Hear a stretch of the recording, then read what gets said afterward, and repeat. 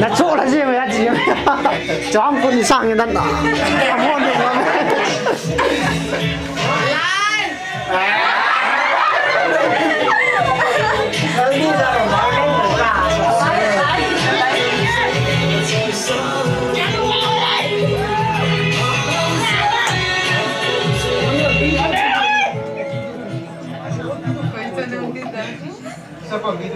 Hello Hannah kan.